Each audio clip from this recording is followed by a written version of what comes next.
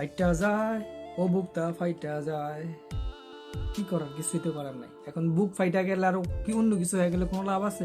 কোনো লাভ নেই। যে যে জায়গার প্রয়োজন, যে যে জায়গার যোগ্য, সে কিন্তু সেই জায়গাটা ধরে রাখতে না পারলে তো তার কি দোষ, অন্যর কি দোষ? কিছু করার নাই। আমি এখন এই জায়গায় আছি, আমি যদি আমার এই জায়গাটা ধরে না রাখতে পারি, অন্য কেউ যদি এই জায়গাটা এসে দখল করে নেয় আমার ভুলের জন্য, তাহলে সেটা কি যে আমাকে এই জায়গাটা দিচ্ছে তার দোষ? না, কখনোই না।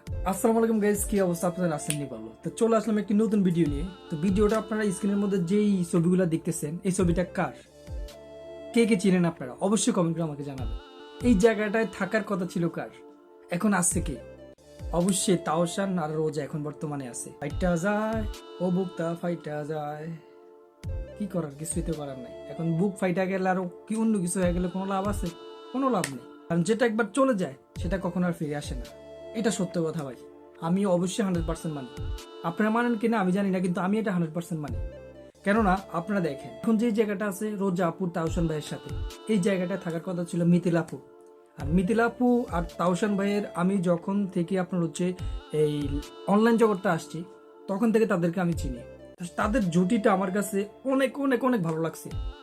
কেননা আপনার হচ্ছে তাদের দুজনের পারফেক্ট ধরতে গেলে, ঠিক আছে, অভিনয় জগতে এমনি এমনি মিলিয়ে সবকিছু মিলিয়ে আমার কাছে আসলে পারফেক্ট মনে হয়। আপনাদের কাছে কেমন মনে হয় সেটা আপনারা জানাবেন।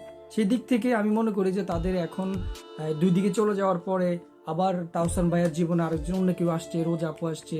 তো আসলে ব্যাপারটা আসলে দর্শকরা অনেক সমালোচনা করে, অনেক মানুষ অনেক সমালোচনা করে।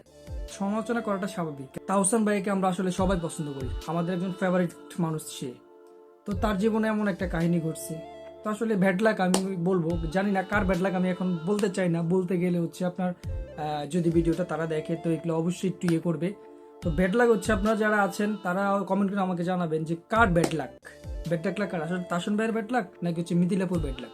কোনো জিনিস একবার যদি চলে যায়, সেই জিনিসটা সেই পথে আবার পুনরায় আগের জায়গাটা আসতে কখনোই পারে না, কখনোই না। আমরা যেরকম মানি হচ্ছে একটা বিষয় কি, যে এখন রোজ আপু আছে তাওসান ভাইয়ের সাথে, আমরা চাইছি মিথিলা আপু থাকুক সবসময়। কিন্তু মিথিলা আপুর কিছু এই জানি না, তাদের পার্সোনাল বিষয়, তাদের কি সমস্যা, তাদের কি, তারা ডিসাইড হয়ে গেছে, দুই দিকে চলে গেছে, সেটা তাদের পার্সোনাল বিষয়। এখন আফসোস মিথিলা আপুর জন্য, খুবই আফসোস মিথিলা আপুর জন্য। মানুষের জীবনে আসলে ভুল থাকেই, কিছু ভুল থাকে, শিক্ষা গ্রহণ করে, কিছু ভুল থেকে পুরা সব নষ্ট হয়ে যায়, ধ্বংস হয়ে যায় সবকিছু।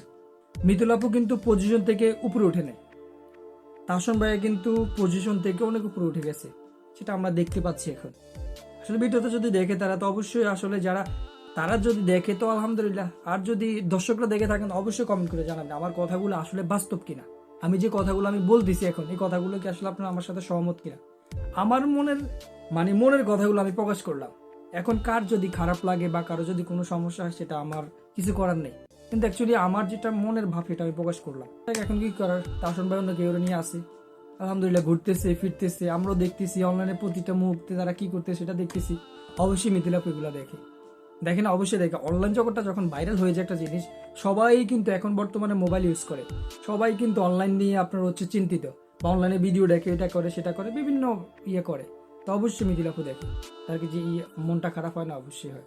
মনটা খারাপ হলে এখন কিছু করেন, সেটা হচ্ছে কর্মের ফল। এটা যে যে জায়গার প্রয়োজন, যে যে জায়গার যোগ্য, সে কিন্তু সেই জায়গাটা ধরে রাখতে না পারলে তো তার কি দোষ, অন্যর কি দোষ?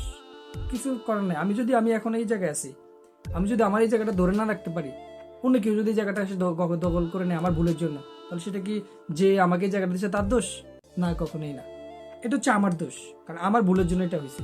মিথিলাপুর জন্য দোয়া করি, সে যেন এখন বর্তমান যেমন আছে এর থেকে ভালো পজিশনে যায়, ভালো কিছু করে, তার জন্য দোয়া রইল। তো ঠিক আছে, ভালো থাকবেন সবাই, আল্লাহ হাফেজ। তো ঠিক আছে, সবাই ভালো থাকবেন। আজকে আমি মনের ভাবগুলো প্রকাশ করলাম, আর কিছুই না। তো সুতরাং যদি ভিডিওটা ভালো লাগে অবশ্যই লাইক করবেন, কমেন্ট করবেন, আর আপনার মূল্যবান কমেন্ট কিন্তু অবশ্যই করবেন, অবশ্যই করবেন।